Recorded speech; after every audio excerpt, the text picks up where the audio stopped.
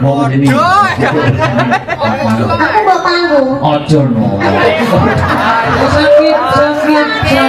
sakit lalu minta apa ya ampun sakit mangga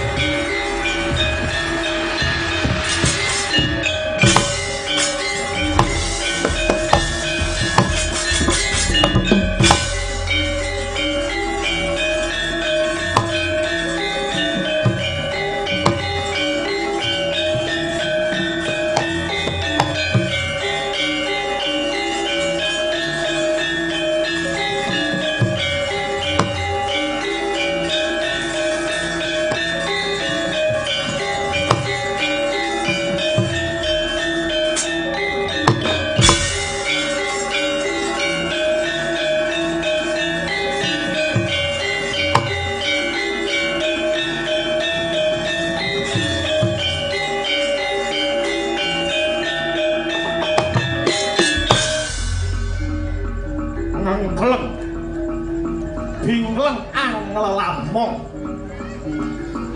Nalendra ing negara Lokapala jejuluk Sang Prabu Danapati.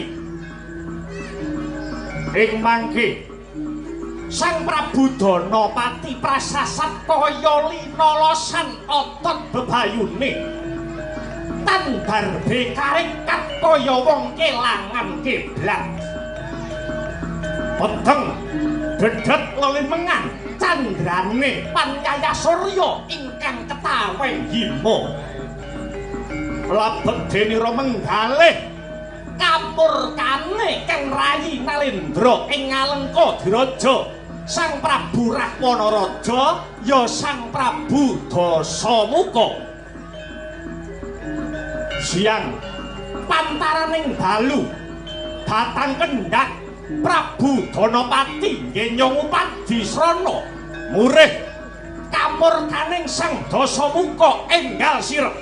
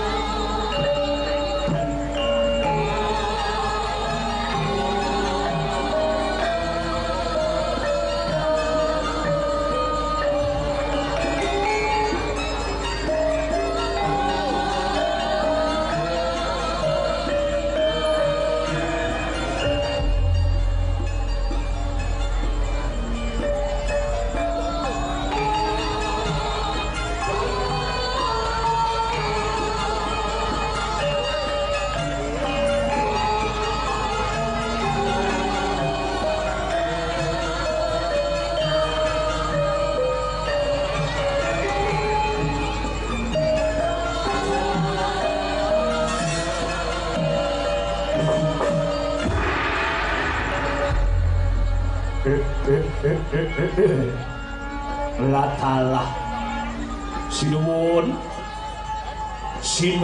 jejimat pepunden kula donya praping delahan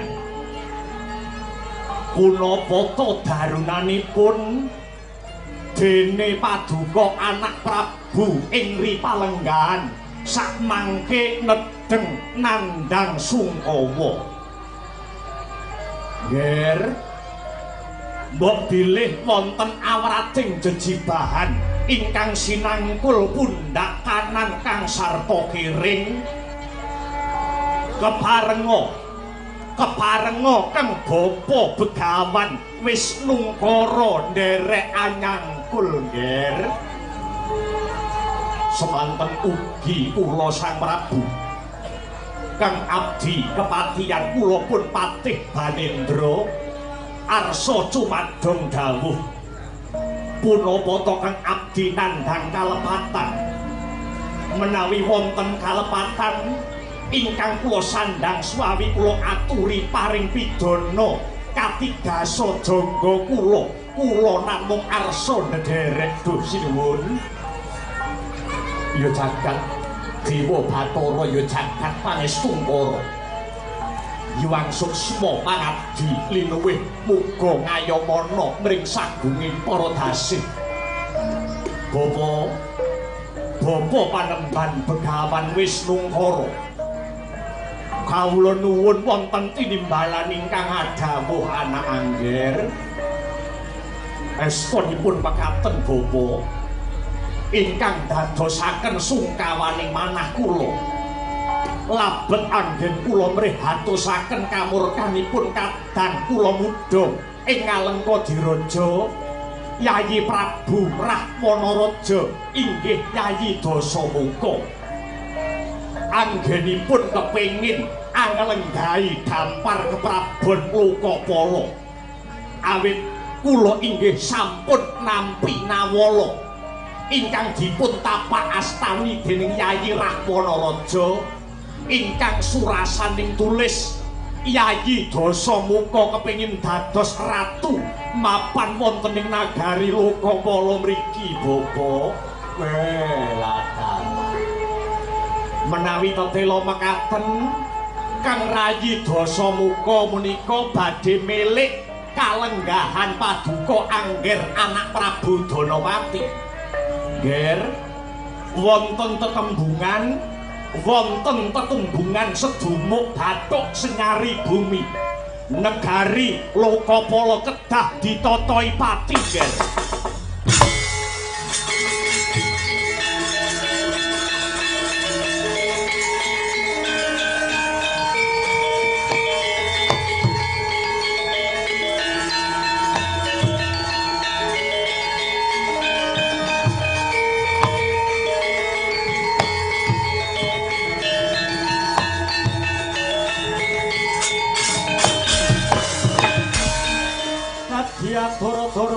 Doro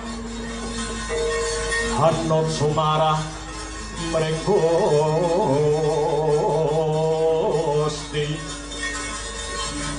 Dene Sidini Mangutama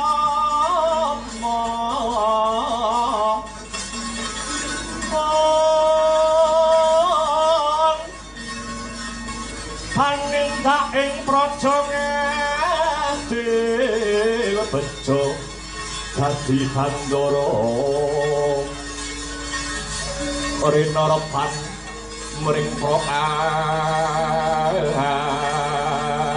abdi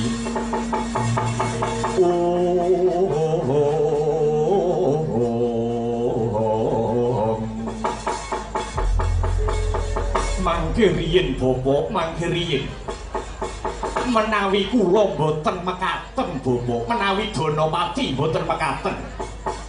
Awit menapa?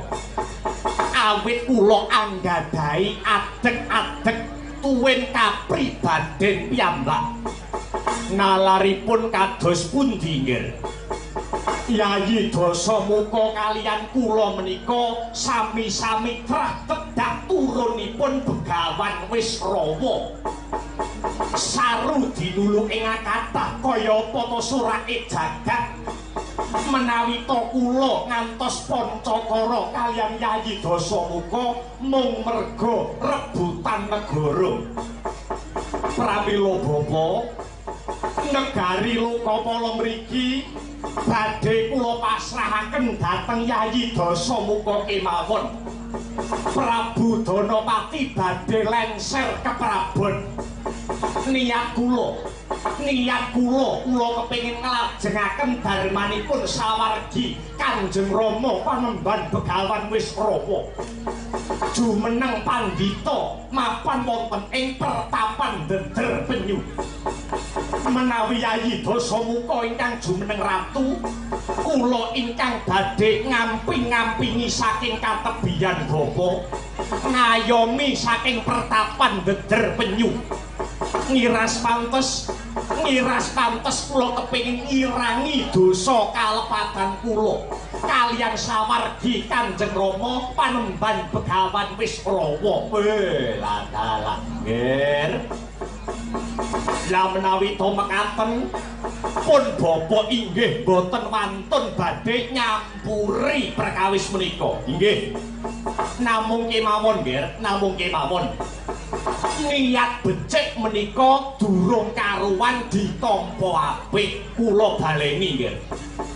Niat becik menika dereng karuan ditampa apik, eling-eling. Eling-eling kalian watak wantu lagak lagu lagon lagianipun Kang Rayi pun Dasamuka. Ingkang rinten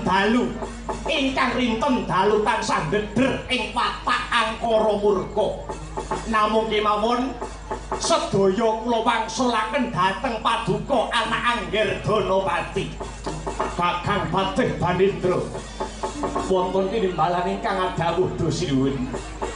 Timbalana abdiku kinasih Dityakala tenunggoh muka kinen ngadhep ana ngarsaning sun.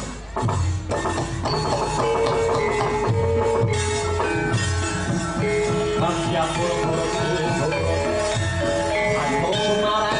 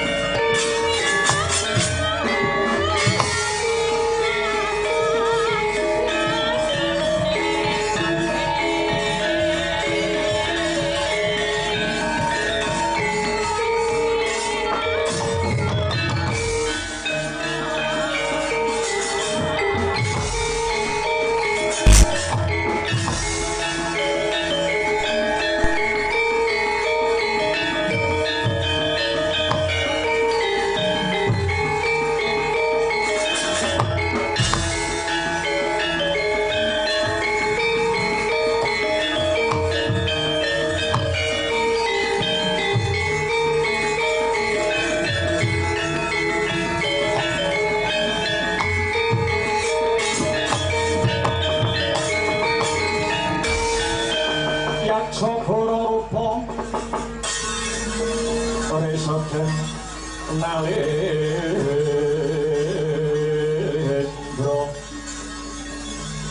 yaksa agung kang pawaya entai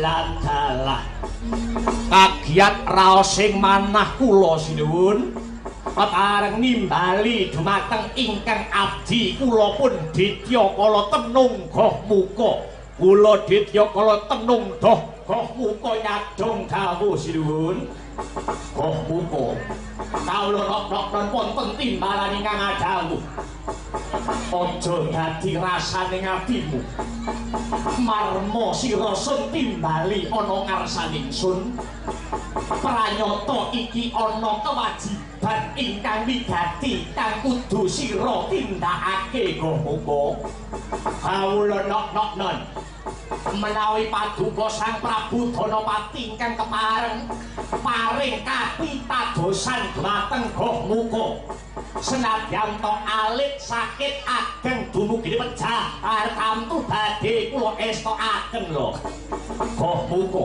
kula sinuwun sira aja wedi kangelan sira ndak utus lumarapo ana negara Ngalengkadiraja lumarapo ana negara Ngalengkadiraja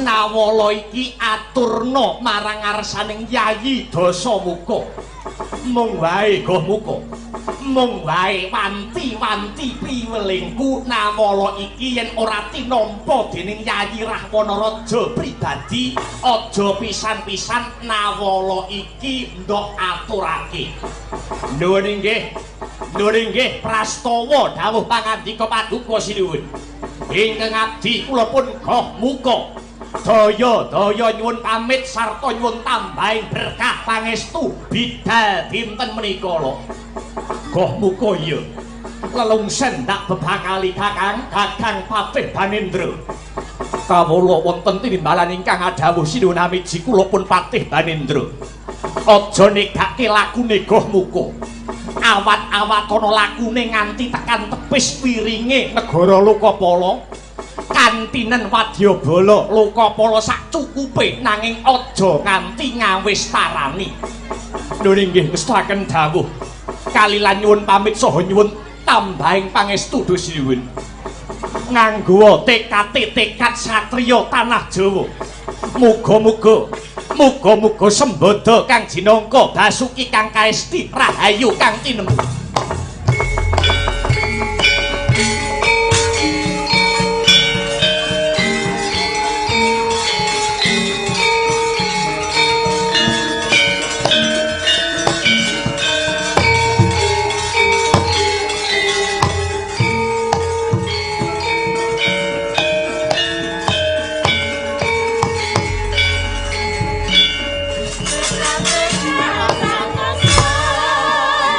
Ah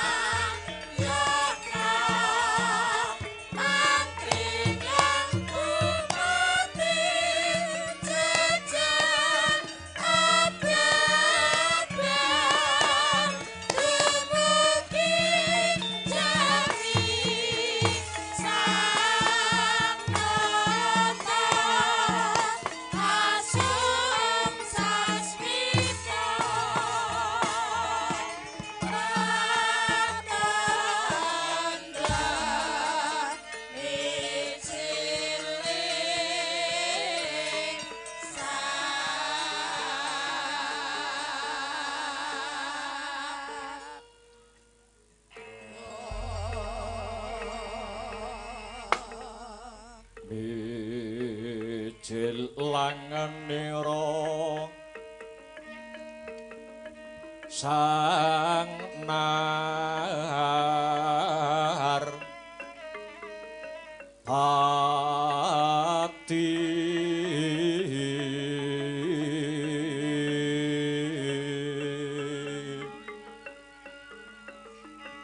lampah hira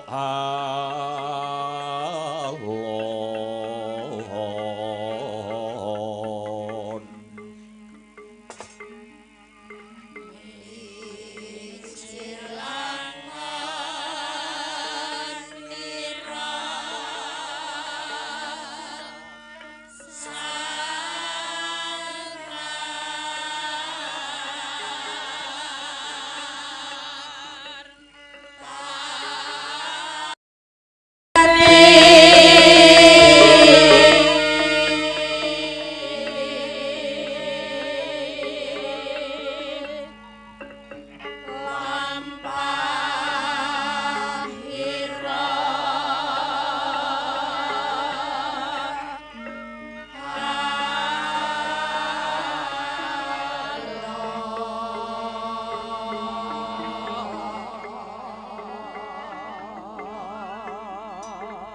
ginarabak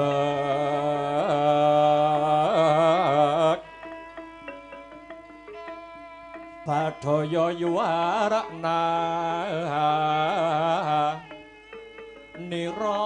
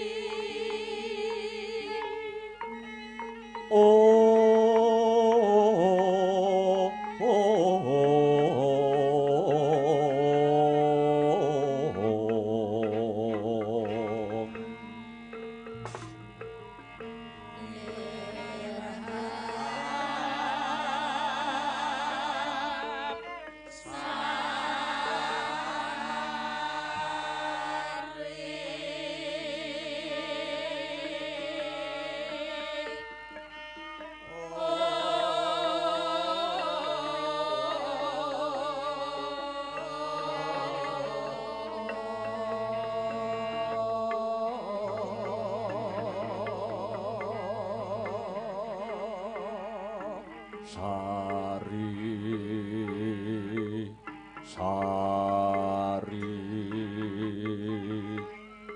Om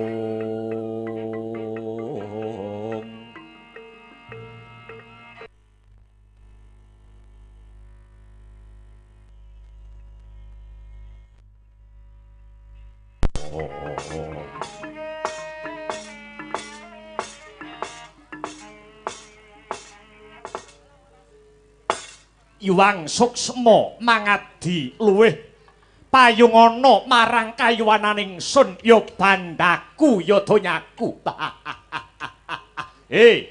Adikku sing tak tresnani Kumbakarna.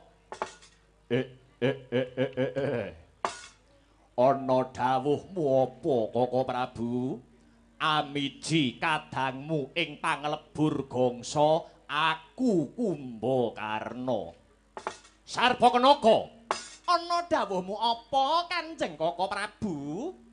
Gunawan, nuwun kula wonten timbalan ingkang adawuh Duh Koko Prabu kepareng nimbali kang rayi kula pun Gunawan Wibisana.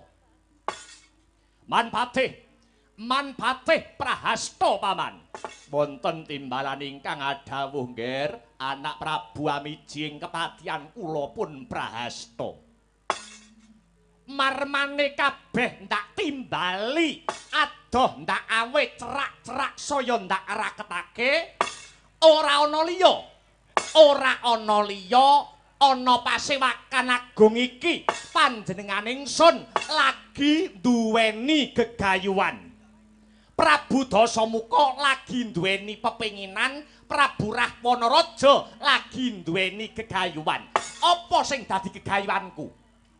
Gegayuhanku ora ana liya, ya kuwi Prabu Dasamuka kepengin ngelar jajahan.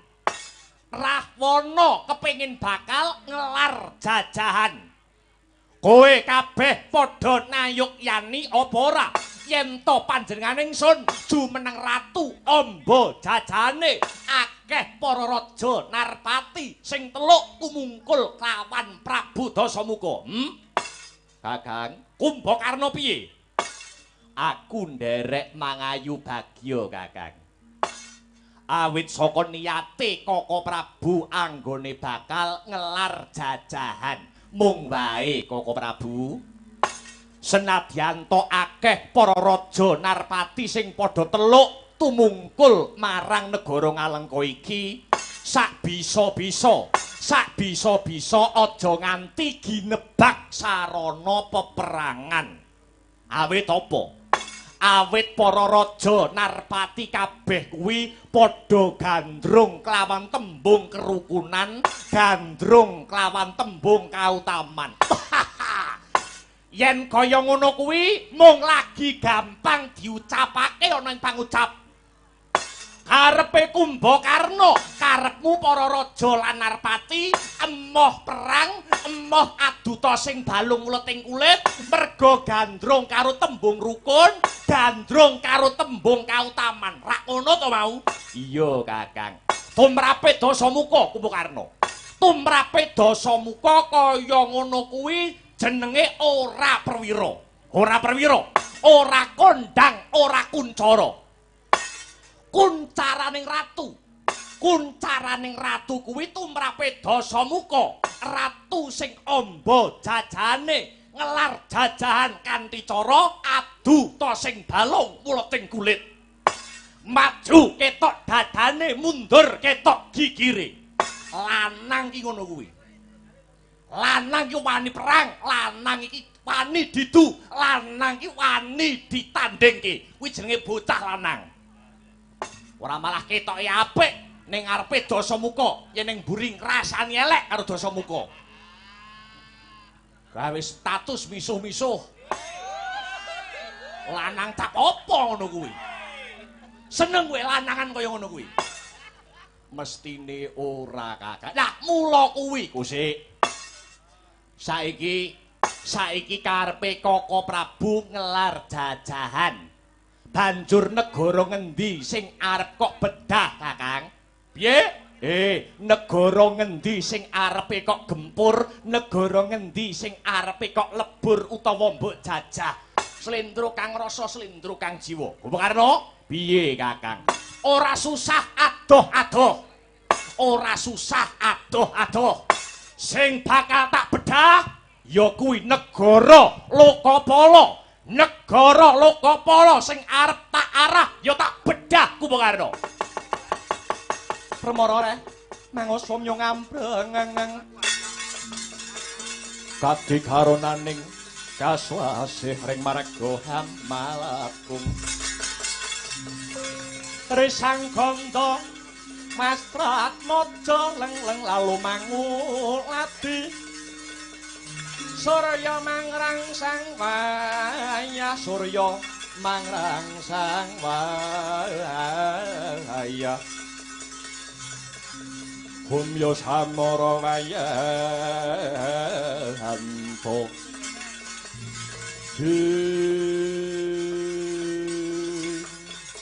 Blue. Sing arepe kok bedah negara Lokapala. Iya, Kakang. Apa Kakang lali? Apa Kakang ora eling? Yen negara Lokapala kuwi ratune Kakang Prabu Danapati. Kakang Danapati kuwi isih waris, Kakang Danapati kuwi isih kulit daging dhewe. Ora susah kok kandhani Dasamuka wis ngerti, Dasamuka wis mudeng, Dasamuka wis surut. Danapati kuwi isih kakangku dhewe. Sedulur tunggal Rama seje ibu, padha-padha trah sang wis rawa. Tah apa sebabe Kumbakarna? Apa to sebabe Dasamuka kepengin ngelar jajahan? Nglengser keprabone Kakang Danapati sebab manut saka pangrasane Dasamuka wiwit jaman kepungkur nganti tekan dina iki Kakang Danapati anggone dadi ratu kuwi babar blas ora ana undak-undakane.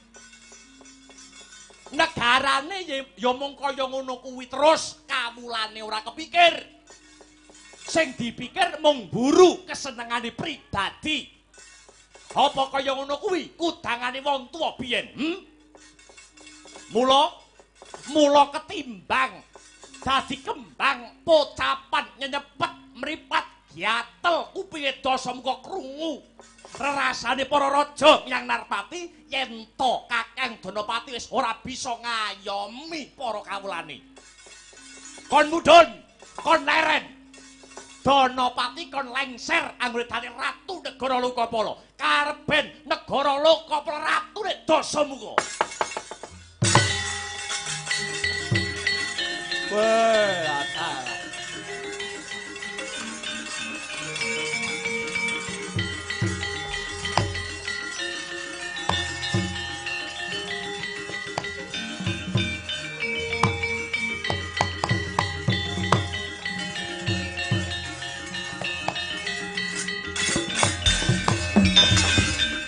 Leng-lenging griya mangu mangun gong kanduhan rimang lir lena tanpa kanen lir lena tanpa kanen yen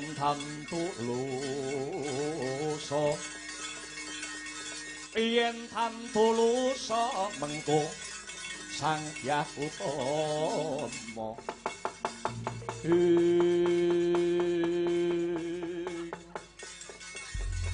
Kakang apa ora saru dinulu ing atase Kakang Rahwana Raja wis duwe kamukten negara Ngalengka kurang gedhe apa kurang jembar apa kurang wibawa sing kepiye nanging sebabe apa Kakang Prabu isih milik lawan negarane liyan apa maneh kuwi negarane sedulurmu dhewe eling ya Kakang eling urip ana alam donya kuwi mung sepisan urip aja mung kanggo gelar angkara murka gambleh cangkemmu kowe mejang kaya dalang nuturi kaya kiai aja to diapurmu 100 pendhita 100 ulama klumpukna kon mejang ning karepe Dasamuka ora bakal tak gubris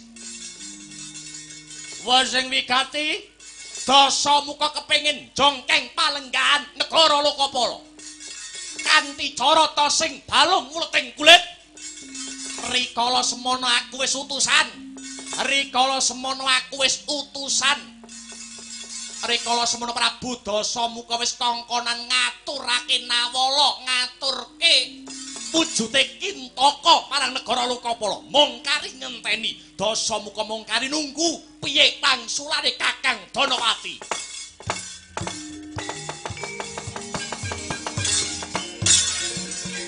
mangya darat gating praja kapuryan kusuma uri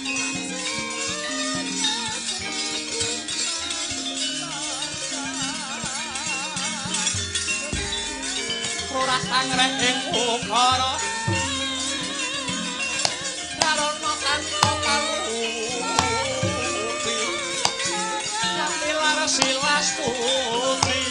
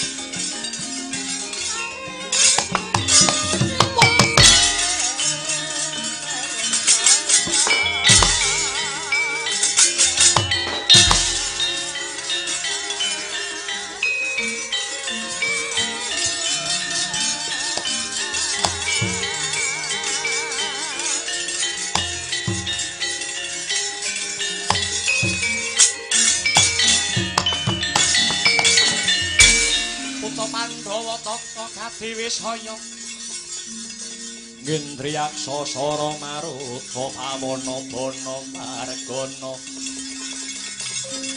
Samirana lan Warahayang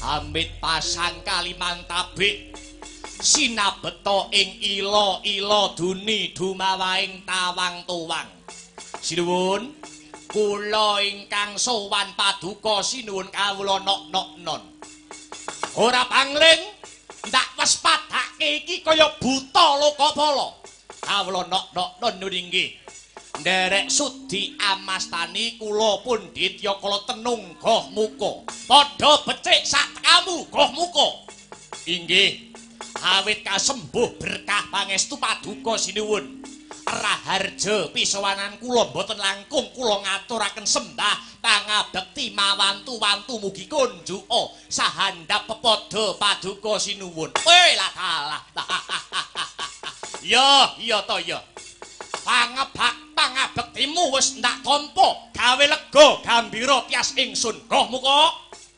sakwise satata anggonmu lenggah sakwise satata anggonmu sowan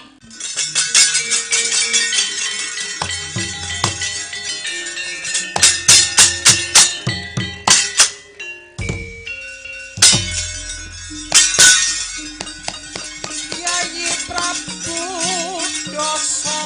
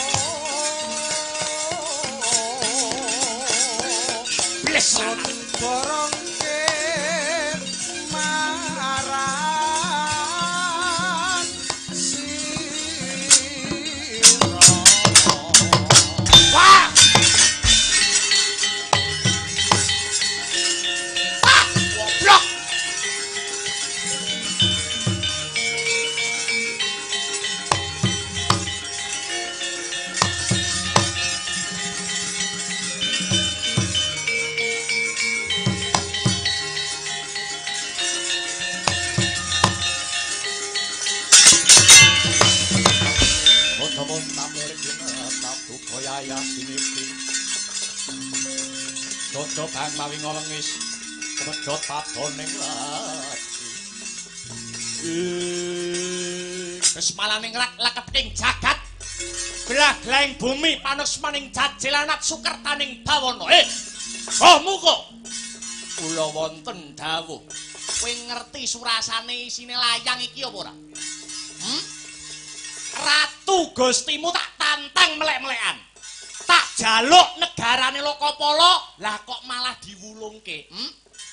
Tetok lamun ratu Gustimu ki jireh getih wedi mati. Ratu negarane jaluk kok diwulungke jane ratu cap apa? Mestine kudu direwang nganggo pecahing dodo. Tiga sing jonggo utaing ludira. Negara diwenehke glundung semprong. Babar pisan ora duweni kewanen. Lah kaya ngono ku kok arep ngayomi kawulane. Apa ya diwedeni karo kawulane? Wis, saiki kowe bali yo. Saiki kowe dek minggato. Kowe bali yo nang negara Lokapala. Matur Ratu Gustimu Prabu Danapati. Yen Kakang Danapati ditantang lawan Prabu Dasamuka. Kakang Danapati ngejak cara kasar apa cara alus, Dasamuka wis samapta ing gati sawigoing diri. Santet-santetan aku ya manut. Tenung-tenungan aku ya gelem. Ayo, biali yo kowe. Sepet yang raimu aku. Nanging sinuwun ora usah kanggo nanging wonten paribasan, ora usah kanggo paribasan, ra kedu minggat dublak tukang jasmu bongko. Akan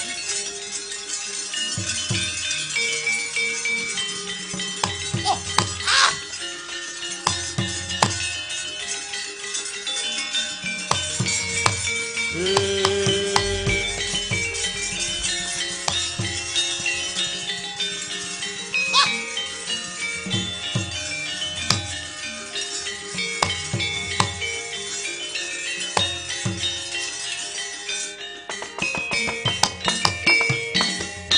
Kumbakarna, sejatine kakangmu Dasamuka tumindak kaya mengkene iki babar pisan. Babar pisan aku ora melek karo negara Lokapala. Gedhe ngalengka timbang Lokapala. Wibawa ngalengka timbang Lokapala. Sumrupa Kumbakarna. Aku kowe Gunawan Sarpakenaka. Aku kowe Gunawan Sarpakenaka kelawan Kakang Danapati kuwi padha trah cedhak turune Sang Wisrawa. Kowe ngerti apa ora? Sebabe Kanjeng Rama Wisrawa iso tumekaning pati biyen. Sedane Kanjeng Rama Begawan Wisrawa kuwi manjing ana patunon, manjing ana geni muruk.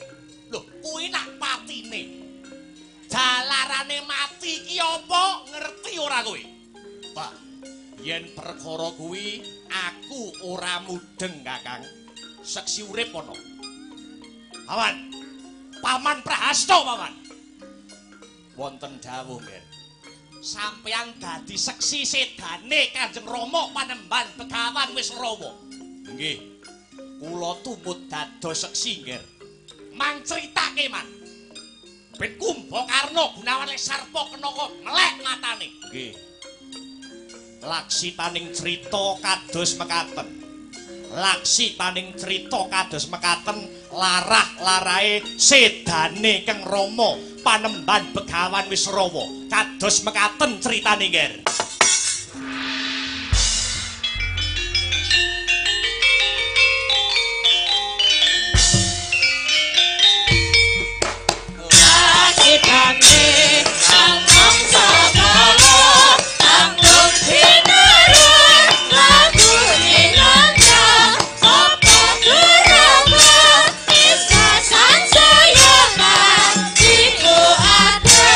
Maning jana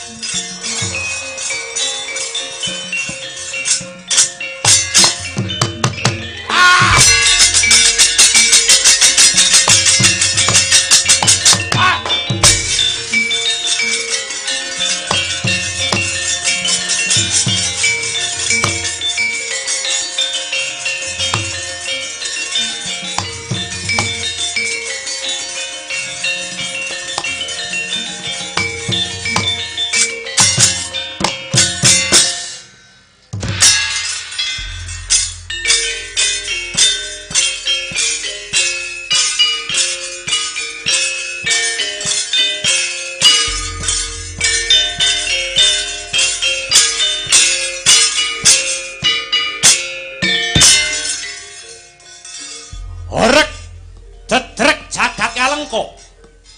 Geger para raja sarta para satriya aglar gumelar hamblabar wonten ing alun-alun nagari Ngalengka. Blabar kawat janget cinencang ajanging sayembara perang ingkang den adani dening Sang Senopati Ngalengka nenggih Risang Jambu Mangli. Sekaring kedaton Ngalengka Dewi Sukesi ingkang dadi kukupane. Para raja satriya samya gumregah gagah jumangkah aning blabar waja kenteng kawat.